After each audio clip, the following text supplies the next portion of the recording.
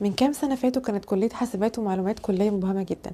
محدش كان فاهم اللي بيدخلوها بيعملوا ايه. بتتعلموا تصلحوا أجهزة كمبيوتر جوه، هاكرز. محدش كان فاهم ولا كان متوقع ان الكلية تتخرج ناس عندها مهارات هي الأكثر تطلبا في الوقت الحالي.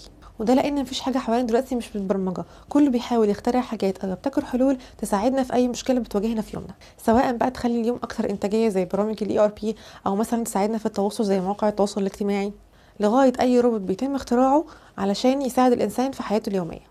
فأهلا بكم في عالم البرمجة أو عالم الأكواد، العالم اللي بيتيح لك تتكلم مع الآلة. والحلقة دي هتكون انترو بسيط عن الكلية زي ما عملنا مع انترو تجارة.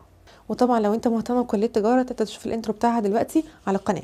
هشرح لك أهمية الكلية وبتدرس فيها ايه، وبعدين زي ما اتفقنا هنجيب لك مسميات وظيفية حقيقية موجودة في سوق العمل واشرحها لك واربطها لك بالكلية. فأنا ندى حسن، لأول مرة تشوفني وما تنساش تشترك في القناة وتفعل زر الجرس عشان يجيلك كل جديد. ويلا بينا. انت ممكن يخطر على بالك ان كورسات البرمجه مليانه على النت، وان اي حد ممكن يبقى مبرمج يتعلم اللغه وخلاص على كده، مش لازم يعني كليه حاسبات.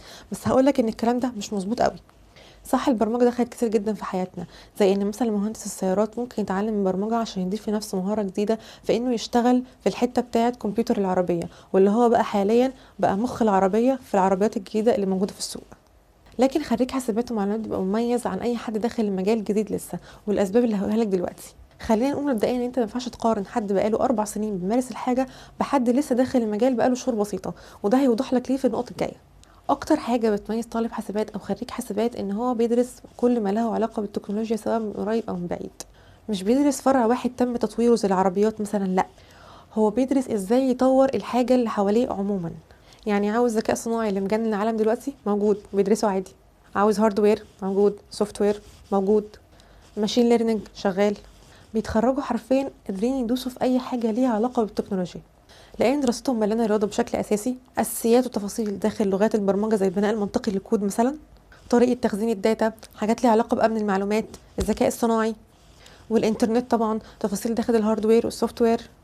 بيبقى غصب عنهم هم جوه الكليه مجبرين يتعلموا اكتر من لغه برمجه، لان زي ما قلت لك ده مجاله، فان هو ينمي عنده مهارات الكود ويكتب اكتر من لغه برمجه دي اصلا مهاره لازم ينميها علشان يقدر يواكب سوق العمل. زي مثلا المهاره اللي بيتعلمها خريج تجاره مثلا زي المايكروسوفت مثلا، زي ما خريج تجاره بيحاول يتعلم المايكروسوفت اوفيس او بيحاول يتعلم الاي ار بي سيستمز، الخريج حسابات ومعلومات مضطر ينمي عنده كذا لغه برمجه علشان يقدر يواكب سوق العمل.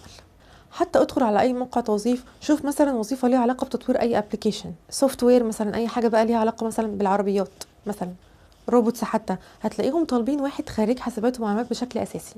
طالب حاسبات بياخد البرمجه من تحت قوي، من الصفر، ودي حاجه لمستها لما دخلت المجال. اول ما دخلت بقيت اتعلم لغات متقدمه على طول، وده خليني مش فاهمه حاجات كتير جدا في البيزكس. وحد من طلبه حاسبات وقتها نصحني ان انا ابدا بلغه السي، واللي هي mother of languages. وحقيقي نصيحته كانت في محلها، لان اللي يعرف يكتب سي يقدر يكتب اي لغه تانية. ومن غير دخول في تفاصيل وتعقيدات كتير، فالتعامل مع السي في الحاجات اللي ليها علاقه بشكل مباشر مع الميموري، فاللغه دي هي الافضل بلا منازع، علشان بسهوله تقدر تاكسس الميموري عن طريق حاجات مميزه جدا جدا في السي، وهي حاجه بتسمى في لغه السي البوينترز. وكمان السي بيخليك تفهم ايه اللي بيحصل لما الكود بيتعمل له رن، وازاي الكمبيوتر بيفهم اللغه اللي انت مدخلها له، وازاي بيحولها لصفار وحايد علشان يقدر ينفذ اللي انت كتبته. بتقدر تفهم عن طريقها ازاي الداتا بتتخزن وهكذا. بالاضافه ان كل اللغات خارجه منها، فبالتالي لو اتعلمت سي تقدر تكتب اي لغه تانية بسهوله جدا. طيب انت ممكن دلوقتي تيجي تقول لي انا ممكن ابدا من السي مثلا واتعلم، ليه لازم ادخل كليه حاسبات؟ هقول لك انك انت تبدا بده وانت في كليه بتديك ده، غير لما تبدا فيها وانت اصلا في كليه تانية وتضطر تذاكر برمجه بالاضافه لمذاكرتك لكليتك الحاليه. طالب حاسبات ده مجاله اصلا، هو غارس جواه. في حاجه مميزه برضو في طالب حاسبات او خريج حاسبات لمستها برضو لما دخلت المجال، ان خريج حاسبات او طالب حاسبات باعتباره متمرس في المجال فهو عنده مهاره مهمه جدا جدا، وهي مهاره بناء الكود. يعني مثلا احنا عايزين مثلا برنامج معين يحل مشكله معينه، طيب هنوصل للحاجه اللي المفروض البرنامج يعملها ازاي؟ هستخدم اكواد ايه، هحط مين قبل مين؟ ودي مهاره لو انت داخل المجال جديد فهتواجهك صعوبه شويه في المهاره دي، في انك انت تفكر تحل المشكله عن طريق الكود، ومحتاج ممارسه كبيره جدا جدا عشان تقدر تفكر بدماغ الكمبيوتر. انت محتاج تديله ايه عشان ينفذ لك اللي انت عايزه. لكن باعتبار خريج حاسبات بيتعامل مع كود بشكل شبه يومي، فالمهاره دي بقت عنده سهله جدا، وسهل قوي يحل المشكله اللي قدامه عن طريق الاكواد، او يترجمها لاكواد، وكمان بيطلعها في اقل سطور ممكنه علشان مثلا يقلل من استهلاك الميموري ويزود البرفورمانس بتاع الكود.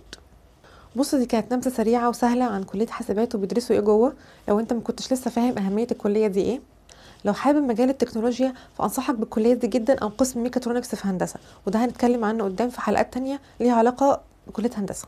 بس اقوى كليه فعلا تديك كل ما له علاقه بالتكنولوجيا هي كليه حاسبات. هي اقوى فعلا من قسم ميكاترونكس او حتى قسم هندسه كمبيوتر اللي موجود في كليه هندسه، وده على فكره مش كلامي لوحدي. هي فعلا كليه قويه جدا وللاسف اندر ريتد، لان محدش فاهم اللي بيدخلها بيتخرج يشتغل ايه.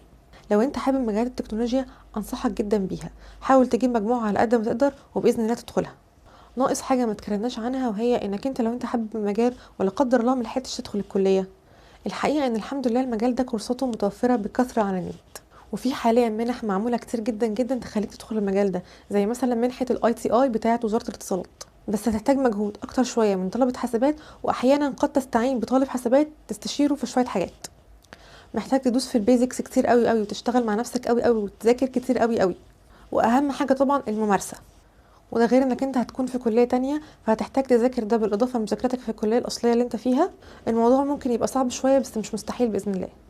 لو انت حابب انا ممكن اكلمك في حلقات منفصله عن ازاي تشفت للكارير ده، وهجيب لك قنوات بتعلم كل حاجه من الصفر، واحاول اقول لك كل حاجه تخص المجال ده وازاي تشتغل فيه باذن الله. في الحلقه دي اتكلمنا بشكل سريع جدا جدا عن الكليه، لكن من الحلقه الجايه هبدا اقول لك مسميات وظيفيه حقيقيه موجوده في سوق العمل، وده الجزء اللي ممكن يخليك متشوق اكتر للكليه باذن الله. يمكن الانترو دي كانت سريعه حبتين، لكن من اول الحلقات الجايه هفهمك ازاي انت بتتعلم اللغه وتوظفها في الحاجات اللي موجوده حواليك دلوقتي، زي مثلا مواقع التواصل الاجتماعي، او مثلا روبوتس او جيمز. لانك انت مش هتلاقي مثلا وظيفه اسمها سي بروجرامر او بايثون بروجرامر، مفيش حاجه اسمها كده. انت بتتعلم اللغه وبعدين بتوظفها في حاجات عمليه موجوده حواليك، زي مثلا الابلكيشنز. فاستنوني باذن الله في الحلقات الجايه، وما تنساش تشترك في القناه وتفعل زر الجرس عشان يجيلك كل جديد. والسلام عليكم.